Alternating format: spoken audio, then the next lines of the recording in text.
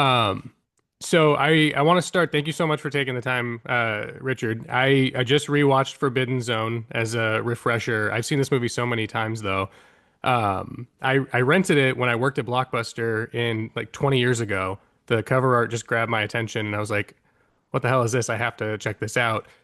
Brought it home. My roommate and I watched it, and then immediately watched it again, and then showed it to friends. I think we watched it 4 times in the week that I had it, and it just blew me away. The animation sequences, the humor, that's everything is just insane. As somebody who grew up with like Pee-wee's Playhouse, it was just unreal. Can you talk Like about how Little King said, I will have a whole army of zombie. exactly? So this started out as a like an Oingo Boingo or the Mystic Knights of the Oingo Boingo project. Is that right? Yeah, I kind of wanted to capture on film what I'd been doing on stage. We had kind of a commedia dell'arte musical group, whatever, and 12 people were being whittled down to 8, which became Oingo Boingo. And I just wanted to preserve basically my stage show. Perfect. Yeah, I think it captured it beautifully. I was not fortunate enough to see you guys on stage because I wasn't around back then, but I am glad I have Forbidden Zone at least to get a taste of it.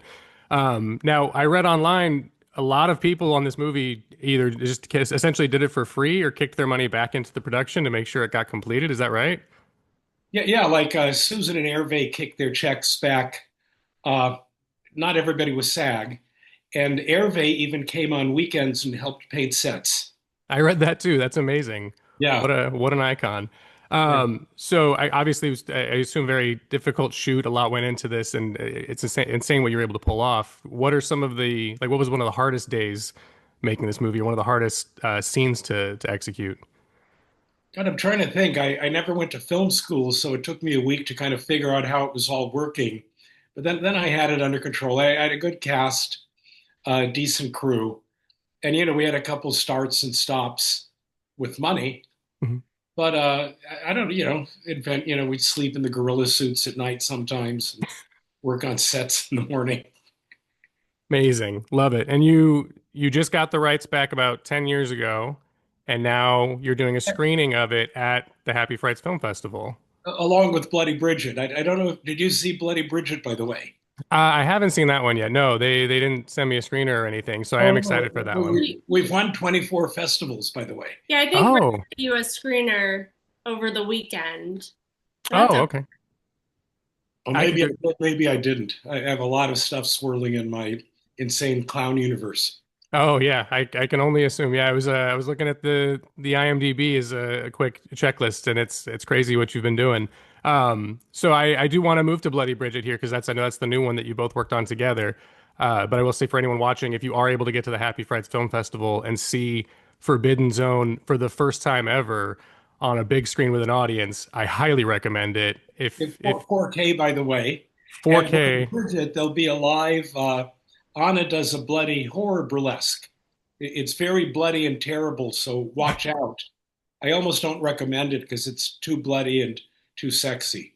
Well, that's my audience is going to be immediately sold on that. So that's a good one too.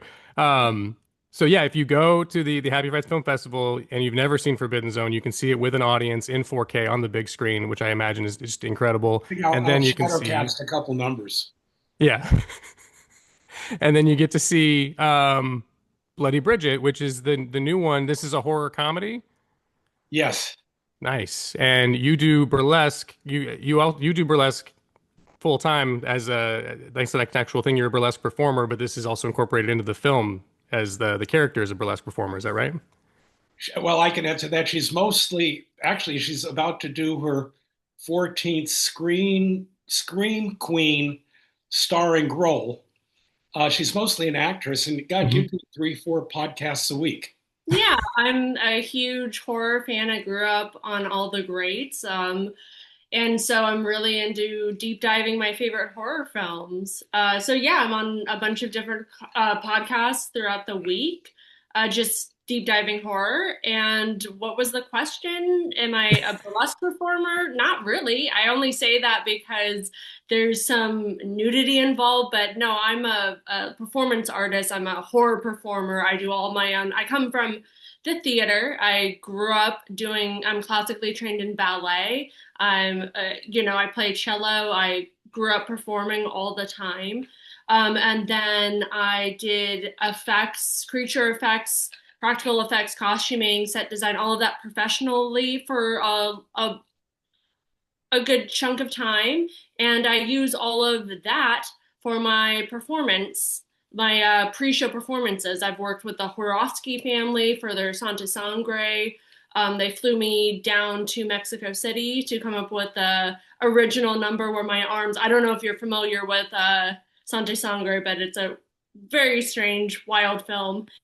And so I got to perform in front of the It's like the Mexican national horror film. yeah, in Yeah. front of They're the cast very famous there. Yeah. in front of the cast and crew. I work with Brian Usna a lot. I got to recently kill him, rip his guts out, and eat his brains for his screening of Return of the Living Dead 3 here in LA. And he's also a producer on Bloody Bridget, so I've gotten to rip out his beating heart. And by the way, we're about to start a Bloody Bridget horror chat series, and we're going to do some live music before Forbidden Zone as well. So it's going to be a hell of a night. Yeah. That's amazing. Yeah, a hell of a night. Yeah, we've got each individual aspect of this is a reason enough, I would say, to go to this festival, but getting all of that in one weekend is going to be just unreal. So as you said, you are a big horror fan. You grew up on the greats. The Brian Usna info is fantastic. Return of the Living Dead 3 is About one of to my cook comfort dinner, films. about to cook grill dinner at Brian's house as Nice. soon as we're done here. Oh, that's awesome. Well, yeah, tell him I said hi. He's a hell of a filmmaker as well. So I grew up on his stuff, and I grew up in the horror realm, obviously. What for people who aren't familiar with Bloody Bridget, or for people who are looking forward to it, what kind of film would you say it is? Like what would people who what movies that people like would you compare it to? I would say like classic horror that's inspired it. And I don't know. It's my own. It's Richard Elfman style, Nice. Okay.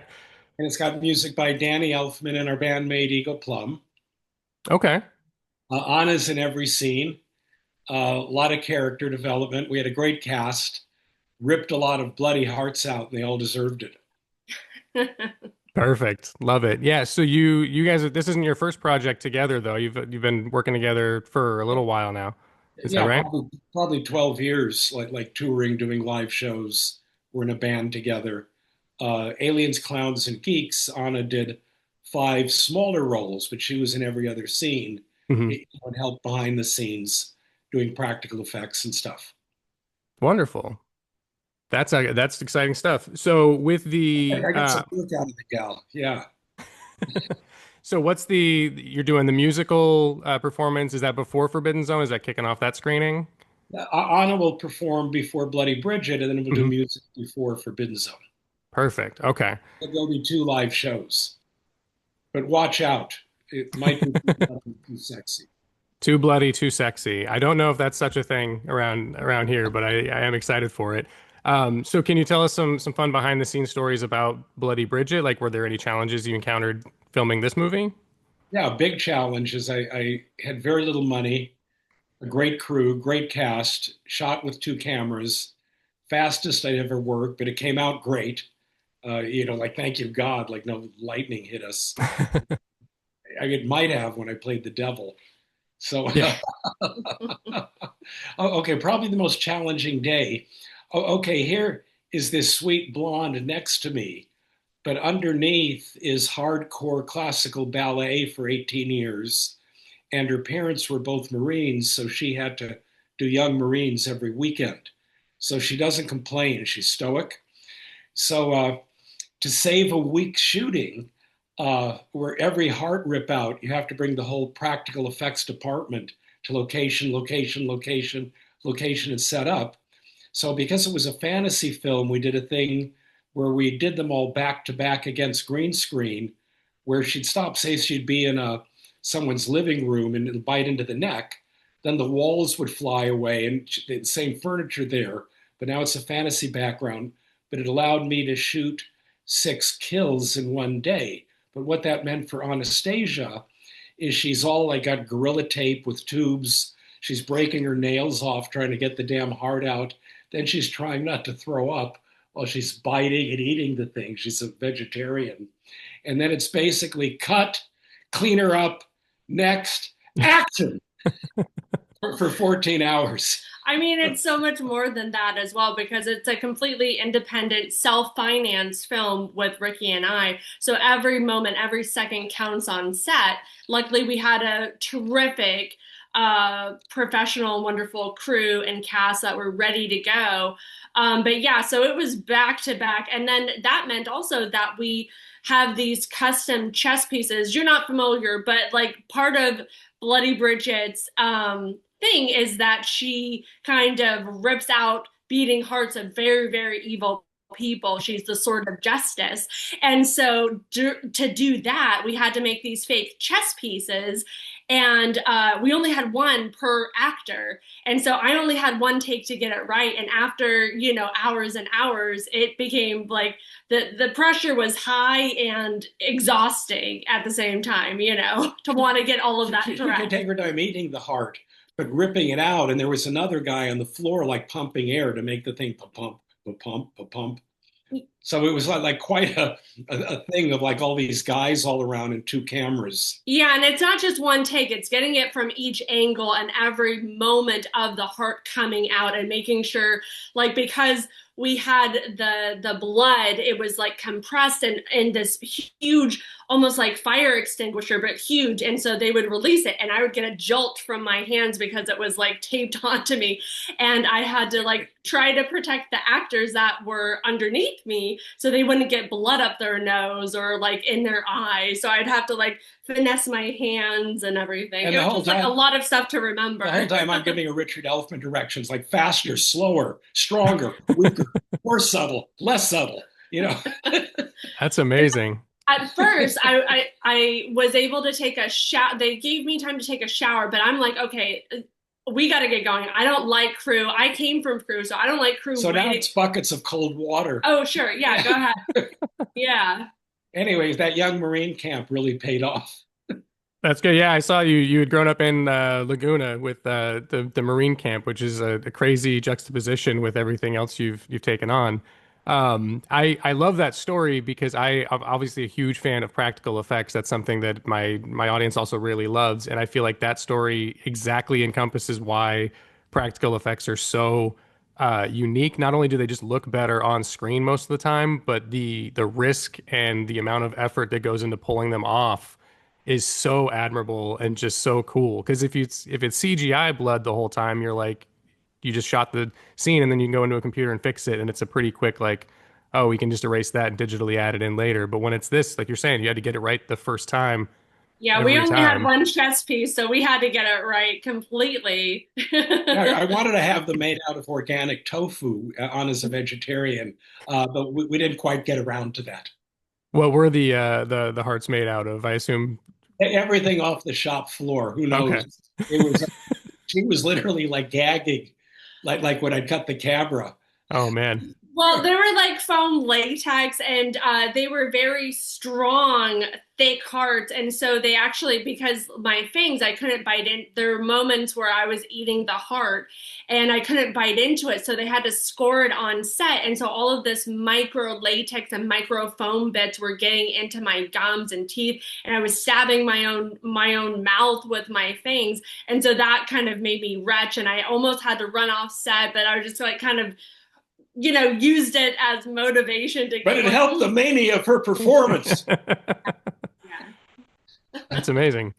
So what did you is there anything you did offset to like get yourself, speaking of helping the mania of the performance, is there anything else you did offset to like hype yourself up or get yourself into this character's Was in state of every mind? scene of the film. There wasn't any time offset. It was like next, next, next. The only time that I had was like I like to joke, but it's probably serious, is that I didn't get to sit down during filming unless I was getting my makeup done. I was in every single shot. I met a lot of the cast on the set. Luckily, they're all professionals, so I could like play off of them. But it was like we would shoot these dramatic, teary scenes, and then it would go to like a club scene or a performance scene or getting assaulted in jail. it was like it was a nuts like everything in the kitchen sink kind of day for me. So I was lucky if I got to eat like a cheesesteak or like a banana. My director of photography, Howard Wexler, I've actually worked with him for 30 years. Hmm. Shot like 120 features, but we work very fast. And with a professional crew, I was not only able to get my take, but this is the beauty of digital versus film. Uh, okay, it's in the can, we've got it.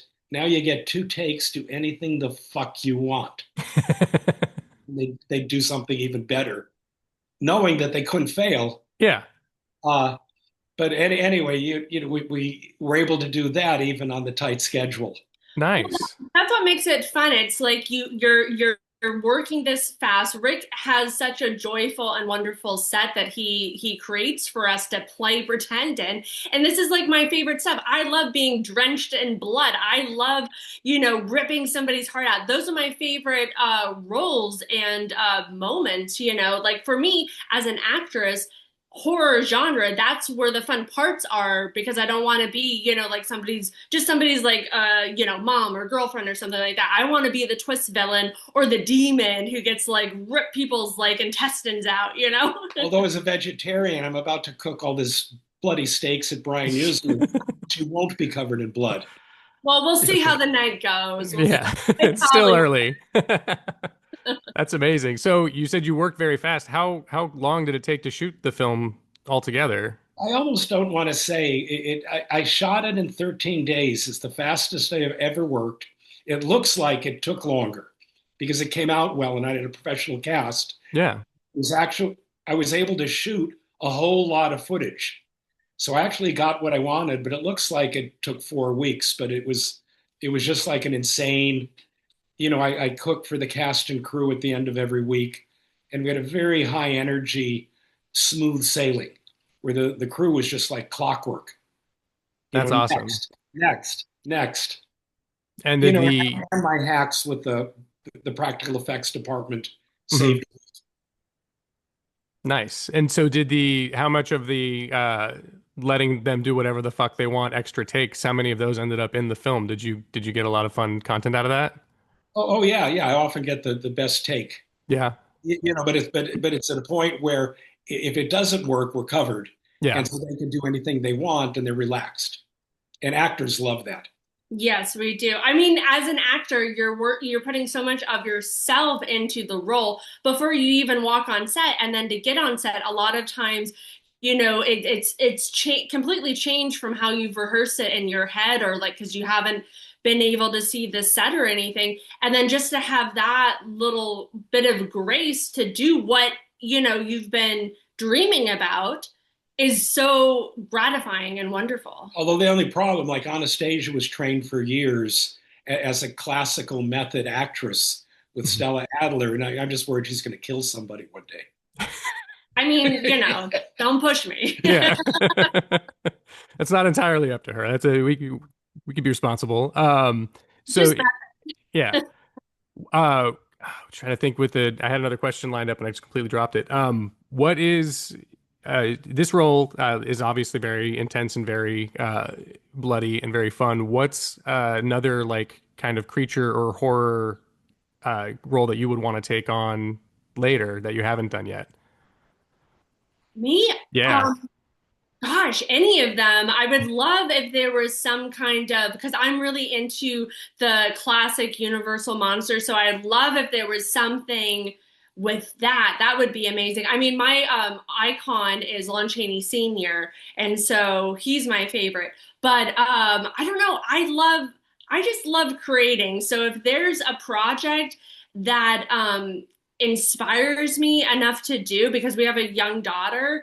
And so, yeah, I'm game for anything. And I love creating with friends and making new ones. So I'm down for day. anything. For Forbidden Zone 2, Anastasia is going to play the princess, but this princess has a voluptuous, stunning body and an ugly witch face.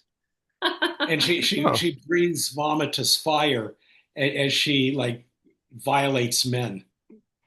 that sounds very fun, actually. I think you're going to have a blast playing that role.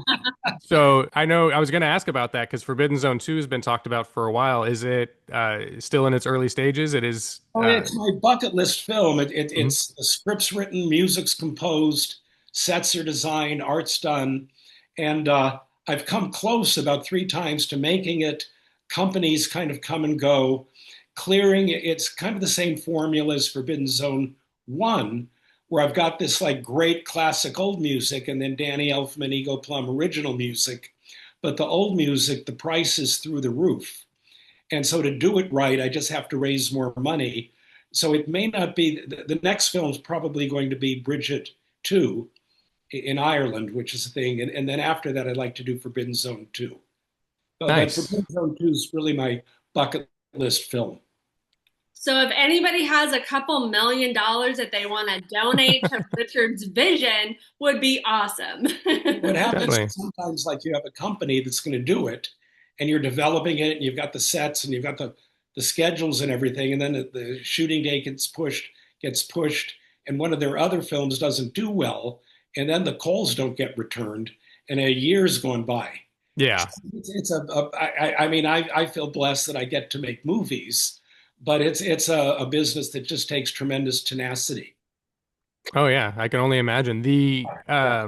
Do you have like a Kickstarter or anything that's currently open that I could link to tell people to? Not right now, but Okay. I've got a good team. We're moving ahead with Anastasia's show, uh, Bloody Bridget's horror show, Hmm. and then I've had a gig developing animation projects. So I've got a couple things that are going to be rolling this next year. Oh, perfect. So he's Yeah, staying yeah, booked and busy. yeah. So watch richardelfman.com. But these are all fun adult animation. Some of it realistic 3D, but really wacky. Wall to wall music. Love it. So much fun.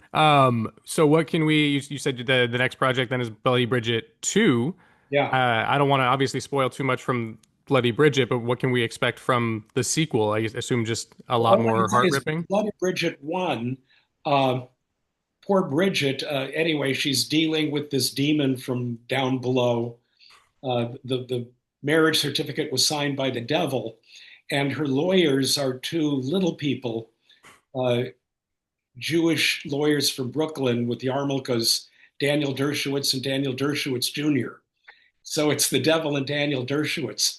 So Forbidden Zone 2, they have another conflict with the devil, and the little people lawyers have to go to Ireland and infiltrate the leprechauns. But Dad, they'll see the yarmulkes on. Put the hat on. Put the hat on. Bloody Bridget is kind of like Ireland and Haiti. I see. Okay. That's another story. If you come to the film, you'll see how that all works. Yeah, I'm excited to see it and learn about all this. I'm excited to see all the hearts getting ripped out, I'm sure. Oh, Um,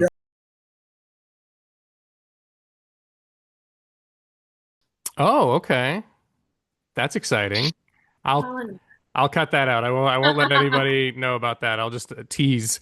So they've got a gory, sexy burlesque performance to look forward to, leading into Bloody Bridget, which you said how many festivals has it already won at?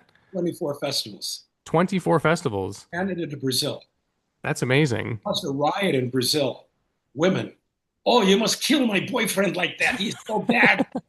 Yeah, they really, really loved my character, Bloody Bridget. That's awesome. That's got to be a good feeling when it like transcends audiences like that, or it really strikes a nerve. Yeah, yeah, no, it's the best because I love the character so much. I kind of play a dual role in this. There's like normal Bridget, and then there's the demon, kind of goddess, Bloody Bridget. And it's just gotten such a wonderful response from the audience when because we generally travel with the film at the festivals can, and so we put on these live pre-show performances, and it's just been so wonderful. The audience, it's such a fun film to watch with the audience. But yeah, I think that's the best way to watch any new horror movie, but especially like a fun indie horror with a lot of gore and stuff is best witnessed with a crowd who's all very much into it. Going back to Forbidden Zone for just a moment, because like I said, I discovered this randomly working at Blockbuster. Do you remember the moment when it started to pick up steam? Was it the internet or just people talking about it when you were like, "Oh, Hard I've." story. So it played for summer midnight shows, Mhm. caused some controversy, disappeared, and then we didn't do the music rights, like expired after 5 years. It was a stupid thing with some time lawyer. And then, as far as I knew, it was out of print for 20 years, and it was bootlegged. Oh, You okay. might have seen a bootlegged copy. And then it was, God, like maybe 12 years ago, I put up a website and I got hits from all over the world, like thousands of hits of people that had seen it, and it wasn't available, or at Mhm. least I didn't think it was available. And then we re-cleared the rights and I fixed it up, and I've actually done a 4K director's cut, restoring and fixing some stuff that I wanted to do way back when and couldn't. So we're going to see the 4K director's cut at the festival. Perfect. That's exciting stuff. I think that's the one I just watched right now because that's the one that's streaming on Tubi, and I think it's in a couple other spots too. So if anyone at home can't make Been it to in the countries festival, like Mexico and Brazil, and it's never been released, and everyone's seen it. yeah, So, that's got to be a good feeling though, knowing that there are people in other countries well, not in the who, pocketbook, but artistically, no, yes. yeah, as a creative, it's got to be really cool having Yeah, somebody, creatively, it's very satisfying. yeah. Awesome. Well, I do hope Forbidden Zone 2 gets made soon and finds an even wider audience. I think get this 4K remaster of Forbidden Zone and the screening at the festival will definitely help spread the word. I'm going to do my part because I love that movie so much.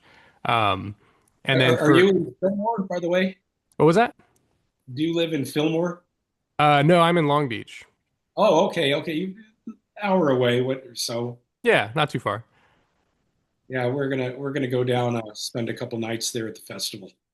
Nice. Yeah, it's exciting stuff. When you got the message, I'm unfortunately not able to make it to the festival. I'm going to be in Las Vegas with family that same weekend. So he had asked me if I could come to the festival, and I said I can't, unfortunately. But he had mentioned talking to you guys about the movie, and I was like, absolutely, I want to do that because the Forbidden Zone is one of my favorites. And he was like, "Oh, I'm so glad you know what it is. That'll make this a lot easier."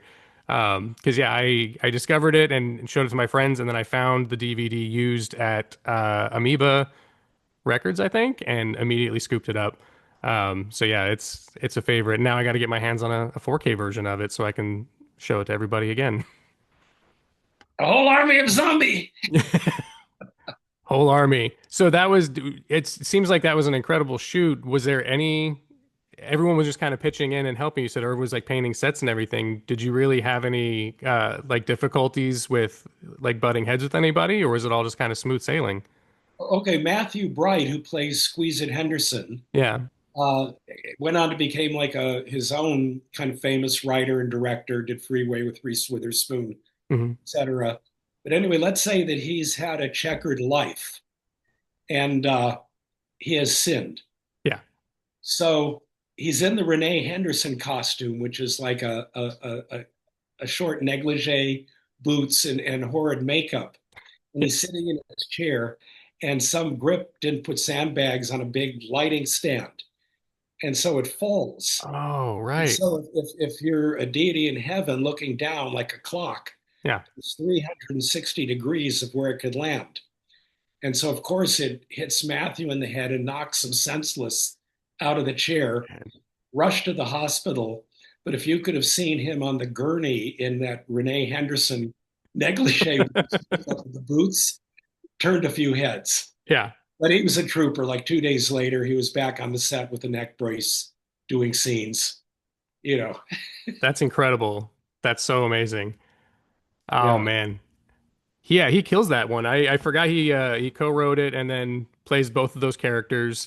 Yeah, And I wrote 95% of it, but he wrote a couple key scenes. oh, okay. That makes sense. Yeah. And then when was I think Danny playing Satan was the one thing I saw on the back of the DVD that had me like there's no way this exists. I remembered my mom had a bunch of Oingo Boingo vinyl, so when I saw Oingo Boingo on it, I was like, I have to see this movie. And then seeing Danny as Satan, I was like, and it's an amazing set piece where he's singing because you kind of get a sample of what he would go on to sound like with like The Nightmare Before Christmas and everything. By the way, he's doing his Nightmare show with the live orchestra at the Hollywood Bowl this the end of October. Hmm. I mean, they'll sell out right away, but grab tickets, anyone. It's an amazing show where Danny sings the Jack Skellington part. Yes, I saw him do that at the Sick New World Festival last year in Las Vegas. I think he performed a piece of it on stage when he was on one of the main stages. It was incredible.